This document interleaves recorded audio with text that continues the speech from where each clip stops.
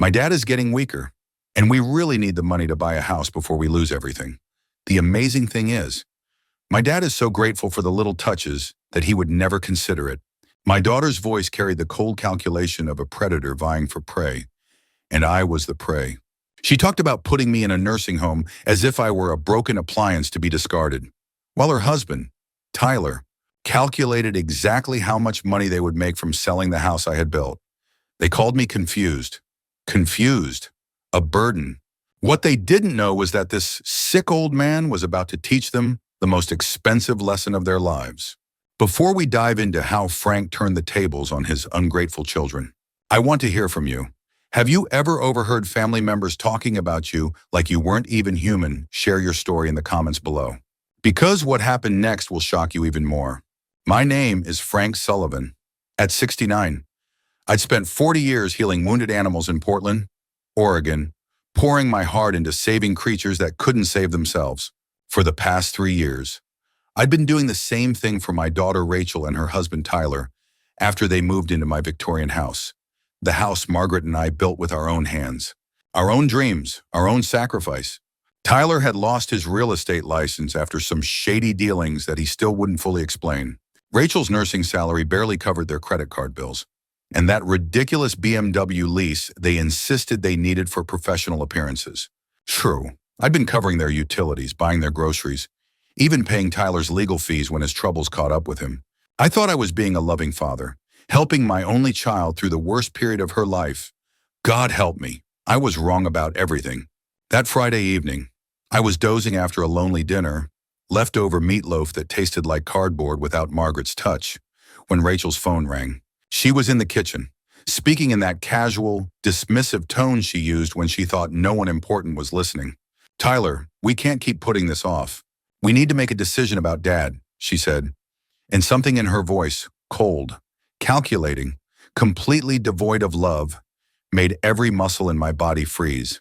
He forgot to turn off the stove again yesterday, and Mrs. Patterson said she saw him wandering around the yard at 2 in the morning like some senile old fool. The words hit me like a physical blow. Senile old fool. Is that what my daughter thought of me? I hadn't been wandering. I'd been checking on the rose garden Margaret planted before the cancer took her. Something I did on sleepless nights when grief overwhelmed me, and I needed to feel close to her memory. But I didn't interrupt Rachel's character assassination.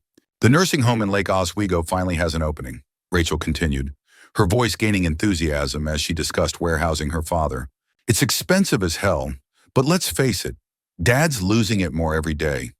And we desperately need that house money to save our credit before we lose everything." My heart hammered against my ribs as she continued. "The realtor said we could easily get $800,000, maybe more with the market the way it is. Think about it. Tyler, we could finally get out from under all this debt." Tyler's voice came through the speakerphone, and his tone made my blood freeze. "That would wipe out our credit cards, pay off my legal bills, and still leave us enough for a decent down payment on that house in Beaverton we looked at. Your dad would be much safer with professional care anyway. We're really doing this for his own good." For his own good. They were planning to steal my independence, my dignity, my home, and they were convincing themselves it was an act of mercy. But Rachel's next words destroyed whatever was left of my heart.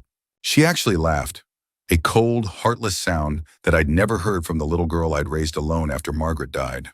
"Honestly, Tyler, he's so pathetically grateful for any attention we give him.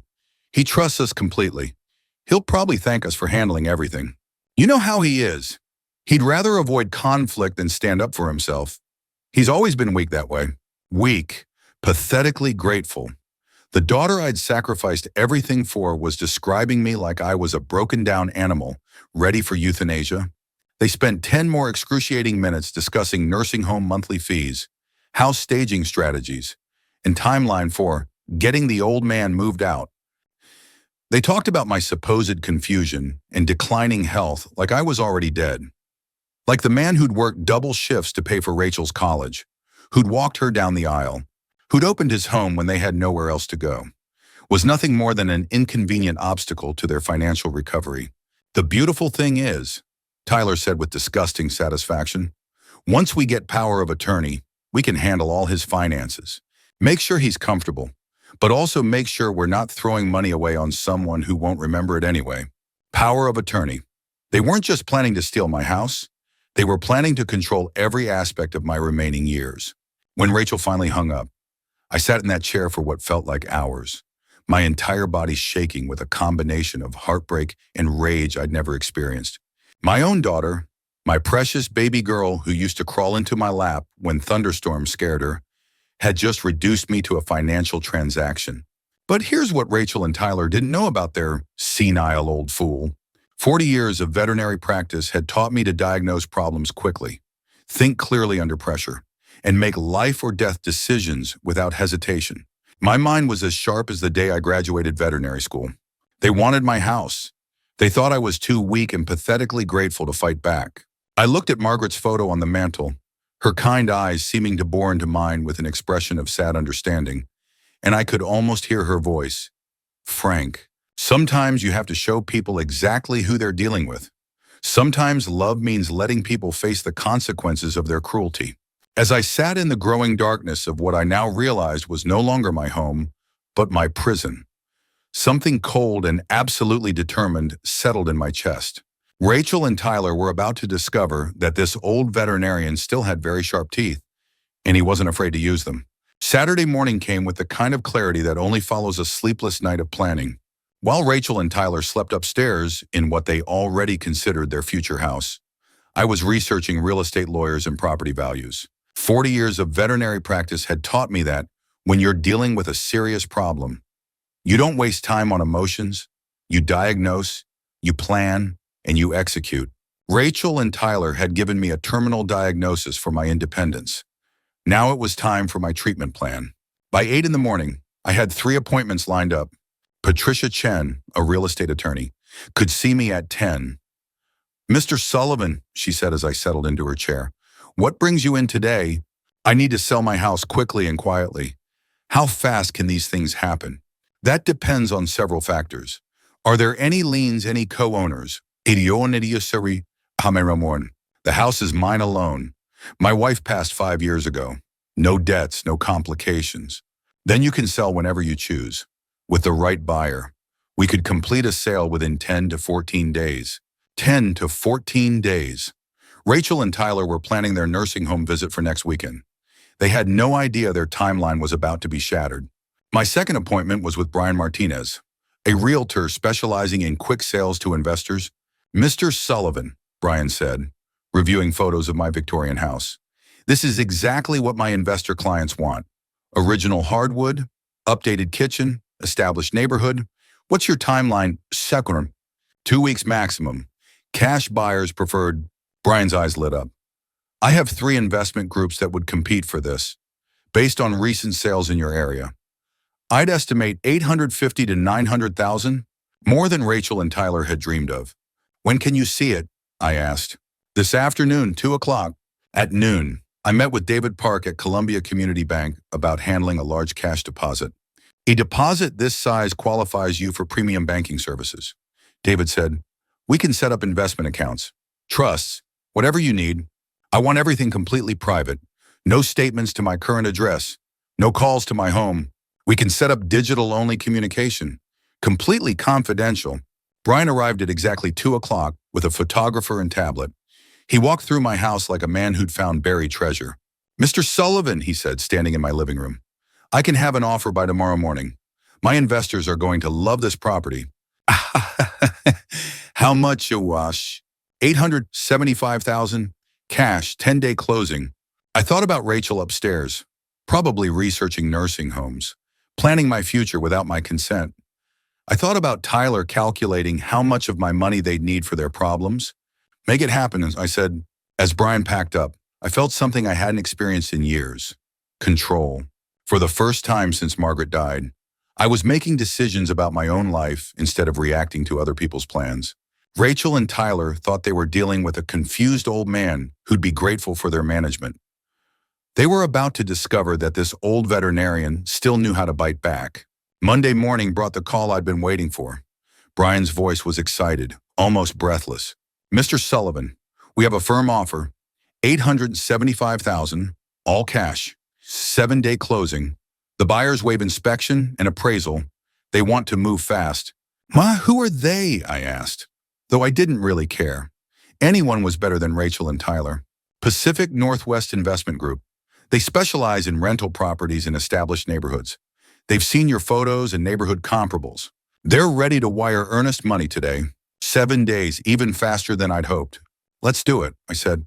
By Tuesday afternoon, I was sitting in Patricia Chen's office signing more documents than I'd signed in my entire life. Purchase agreement, disclosure forms, title transfer paperwork. Each signature felt like cutting another chain that bound me to Rachel and Tyler's plans. Mr. Sullivan, Patricia said, reviewing the contract one final time. This is an excellent deal. Cash buyers, no contingencies, quick closing. Are you certain you're ready to proceed? I thought about Rachel's laugh when she called me confused. I thought about Tyler's cold calculation of my worth. I've never been more certain of anything. I said, the next few days passed in a blur of inspections and paperwork. The buyers sent their team Wednesday morning. Professional, efficient. They walked through my house with clipboards and cameras.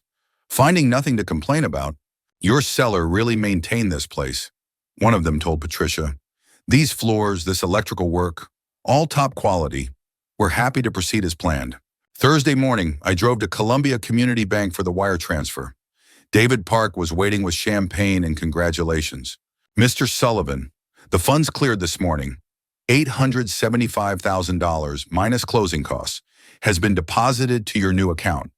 You're officially a very wealthy man. I stared at the account balance on the screen.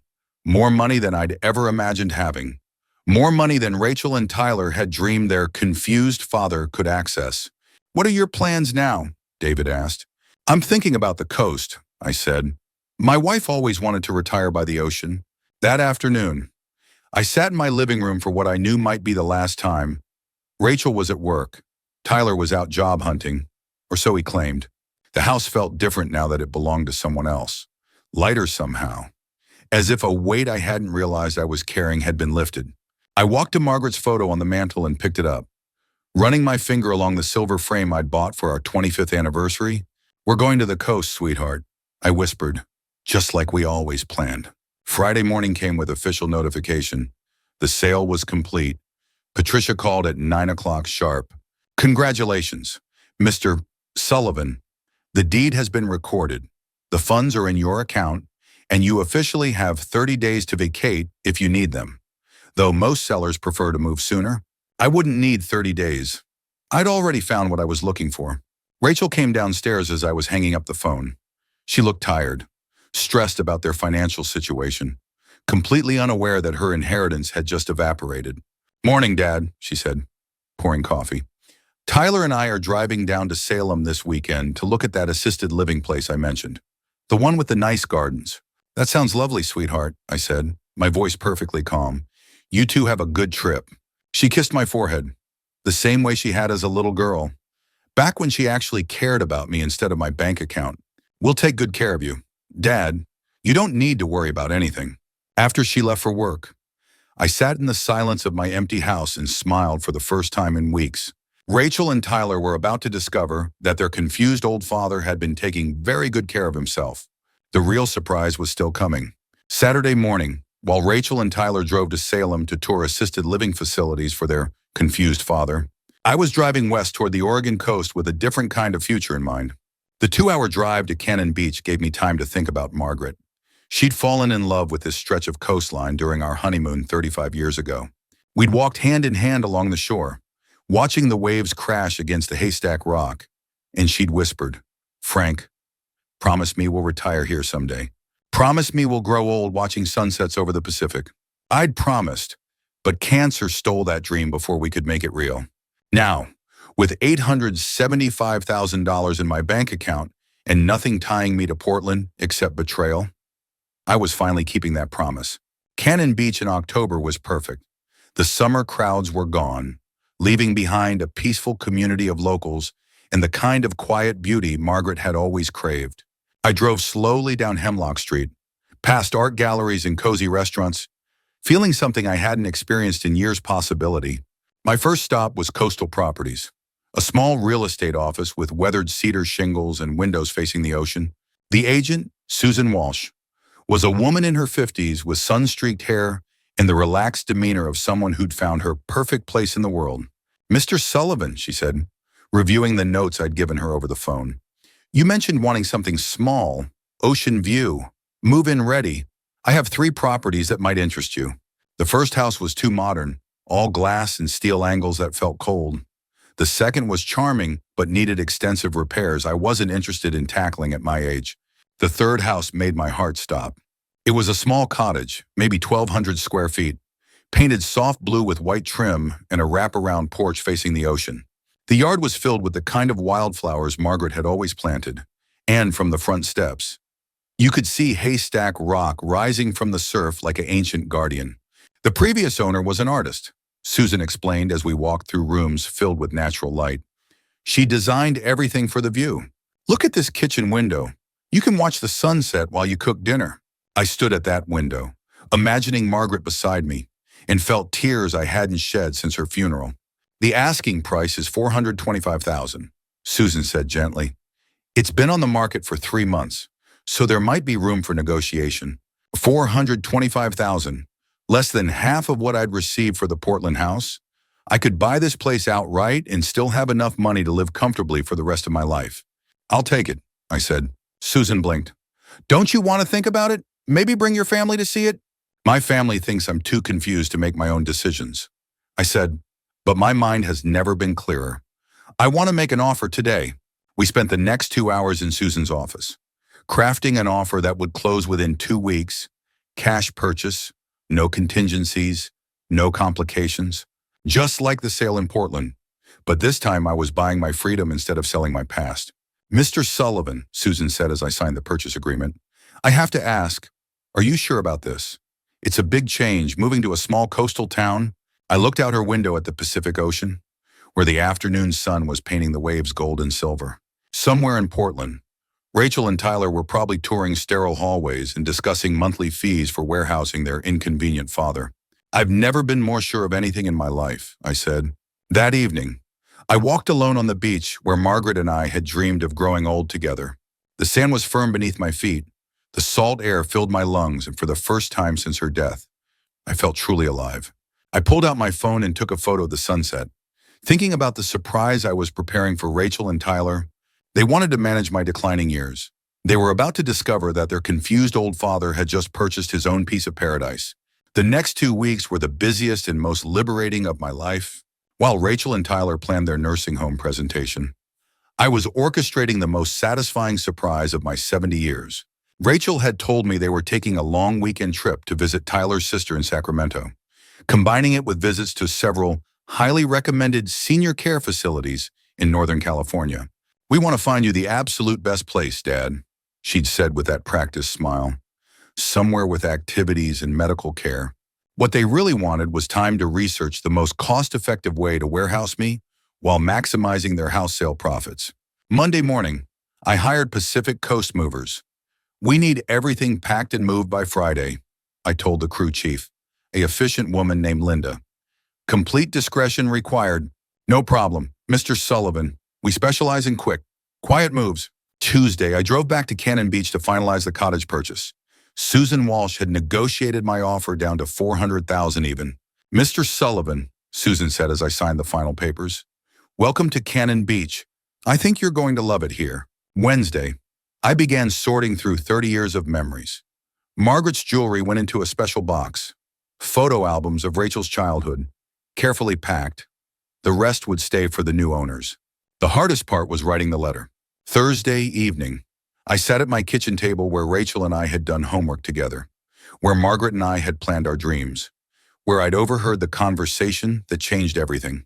"Dear Rachel and Tyler, by the time you read this, I'll be gone, and the house will belong to its new owners. I heard your phone conversation about putting me in a nursing home to access my house money for your debts. You called me confused, a burden who would thank you for managing my life. You were wrong about the confusion, but right about one thing, I am grateful to finally see who you really are. The house sold for $875,000. The money is safely invested where you'll never touch it. I've moved somewhere I'm wanted, not warehoused." Your belongings are packed and stored at Harbor Storage on Morrison Street. You have 30 days before fees begin.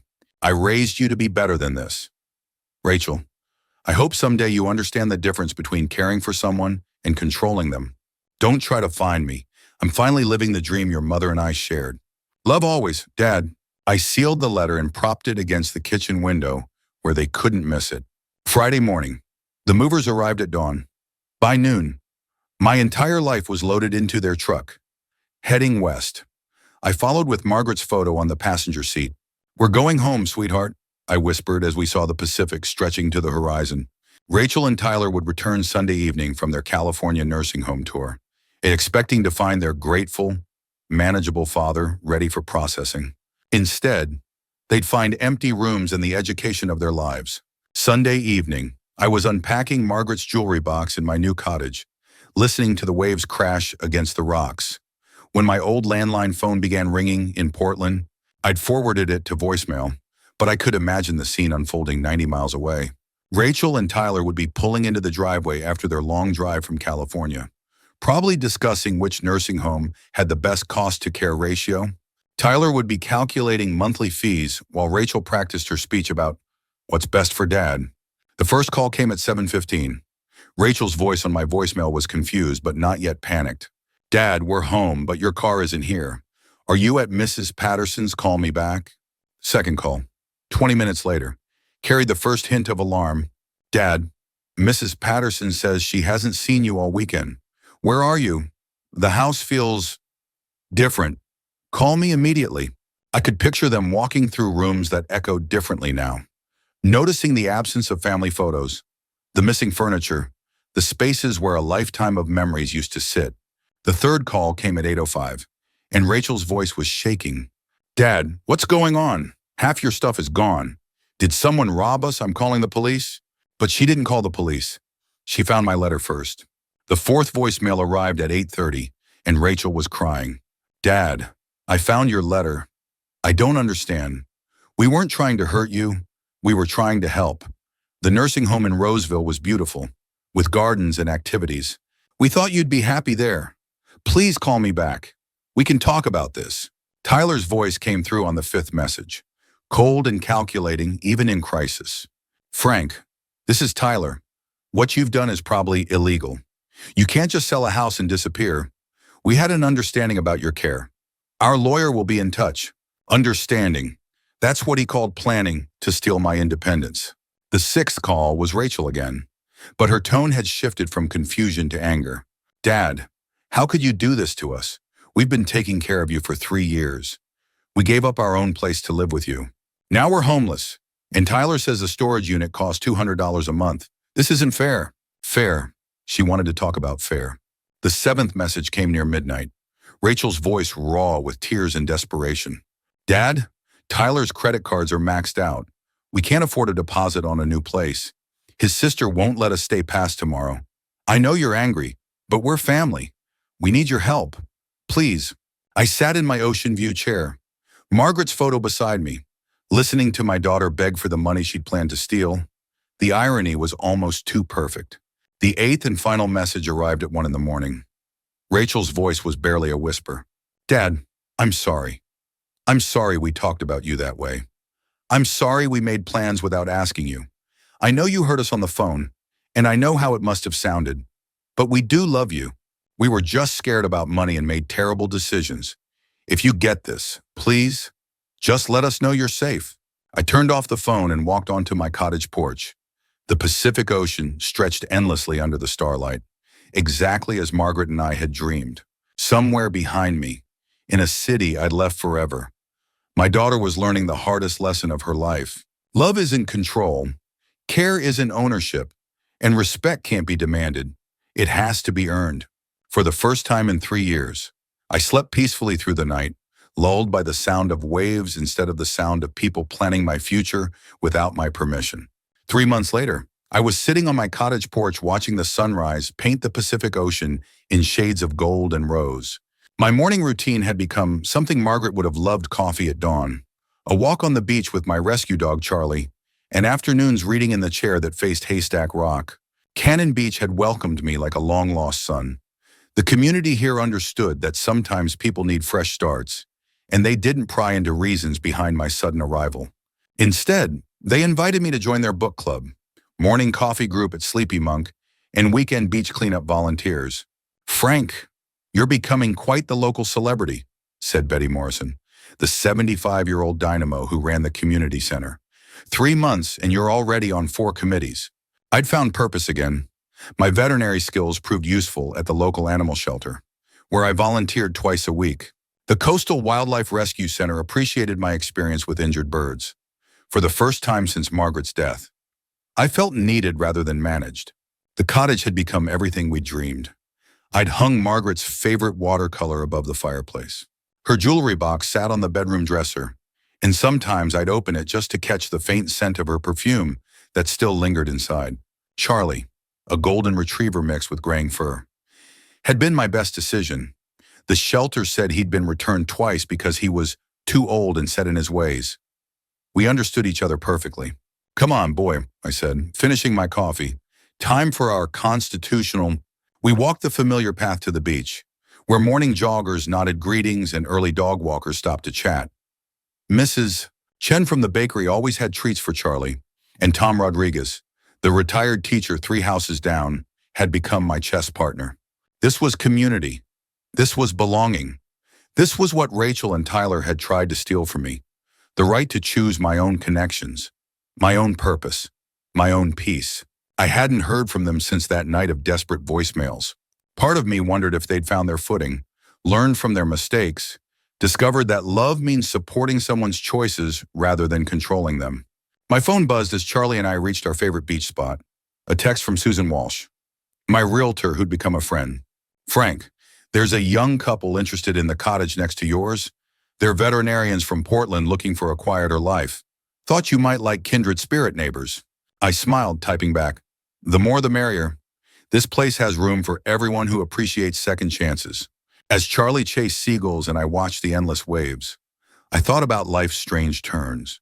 6 months ago, I'd been a burden, a problem to be solved, a man whose own daughter saw him as nothing more than a financial opportunity. Now I was Frank Sullivan of Cannon Beach, volunteer, neighbor, friend. I had a dog who adored me, a community that valued me, and enough money to live comfortably for the rest of my days. Most importantly, I had something I'd lost in Portland: dignity. That evening, as I did every sunset, I sat in Margaret's chair with her photo beside me and watched the sun sink into the Pacific. The sky exploded in colors she would have painted if she'd lived to see this place. "We made it, sweetheart," I whispered to her picture. "Just like we always planned. Just took a little longer than expected." Charlie settled at my feet with a contented sigh, and I felt something I hadn't experienced in years: complete peace. Sometimes the best revenge isn't getting even. It's getting free. As I write this story, 6 months have passed since I left Portland. The Oregon coast has taught me things I never learned in 70 years of living inland. The ocean doesn't lie. It doesn't pretend to be something it's not. It simply is, powerful, honest, and eternal. Every morning, I sit with my coffee and watch the waves, thinking about the lessons this journey has taught me, about family, about respect, and about the difference between love and control. I loved Rachel with everything I had. I gave her my time, my money, my support, and my trust. But somewhere along the way, she learned to see my love as weakness, my generosity as obligation, and my trust as stupidity. She forgot that love is a gift, not a right. That respect must be earned, not demanded. Tyler never loved me at all. He saw opportunity where he should have seen family. He calculated my worth in dollars instead of measuring my value in years of sacrifice and support. He taught my daughter that elderly parents are problems to be managed rather than people to be honored. But here's what I've learned living by this endless ocean we teach people how to treat us. For 3 years, I accepted their disrespect because I was afraid of being alone. I enabled their selfishness because I thought that was what love looked like. I was wrong. Real love doesn't plan your future without asking your opinion. Real love doesn't call you a burden behind your back while smiling to your face. Real love doesn't calculate the value of your house while discussing your nursing home placement. Real love listens. Real love respects. Real love supports your choices even when they're inconvenient. The hardest truth I've had to face is that some people will only change when the consequences become unbearable. Rachel and Tyler are learning that lesson now, in their cramped apartment, working jobs they hate to pay bills they created. I didn't punish them. I simply stopped enabling them. Margaret always said I was too generous for my own good. She was right, but not in the way she meant. I was generous with my money, my time, and my forgiveness. But I wasn't generous with my boundaries. I gave everything except the one thing that might have saved our relationship: consequences. If you're listening to this story and you recognize yourself in Rachel or Tyler, there's still time to change. Call the elderly person in your life. Ask about their dreams, not their assets. Listen to their stories instead of planning their future. Show up with love, not calculation. If you recognize yourself in me, the giver, the enabler, the one who sacrifices everything for people who appreciate nothing, know this: it's never too late to choose yourself. Your life has value beyond what you can provide for others. Your dreams matter. Your dignity is not negotiable. I'm 70 years old, and I'm living the happiest chapter of my life. I have a dog who greets me like I'm the most important person in the world. I have neighbors who value my friendship, not my bank account. I have purpose that comes from helping others, not from being used by them. Most importantly, I have peace. The kind of peace that comes from knowing you've honored your values, protected your dignity, and chosen love over fear. Charlie is at my feet as I finish writing this, and the sunset is painting the sky in Margaret's favorite colors.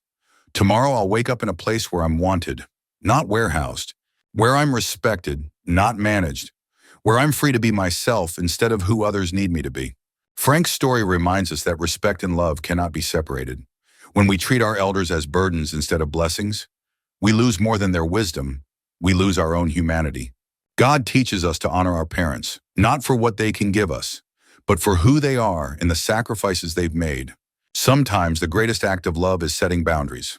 Frank didn't seek revenge. He simply refused to enable those who would exploit his generosity. In doing so, he found the peace that God intended for his golden years, surrounded by a community that valued him for his heart, not his assets. These grandpa stories teach us profound truths about family, dignity, and the courage to choose ourselves when others choose greed. Frank's journey from victim to victor shows us that it's never too late to reclaim our worth. As God reminds us through Scripture, we are fearfully and wonderfully made at every age, in every season of life. The most powerful lesson from Frank's experience is this: real love builds up. It doesn't tear down. Real love protects. It doesn't exploit. Real love honors the person, not just their possessions. Like many grandpa stories that touch our hearts, this one challenges us to examine our own relationships. Are we showing up with love or calculation? Are we honoring our elders or managing them? If Frank's courage inspired you, please share this story with someone who needs to hear it. Leave a comment about your own experiences with family respect and boundaries. And don't forget to subscribe to our channel for more stories that remind us what truly matters in life.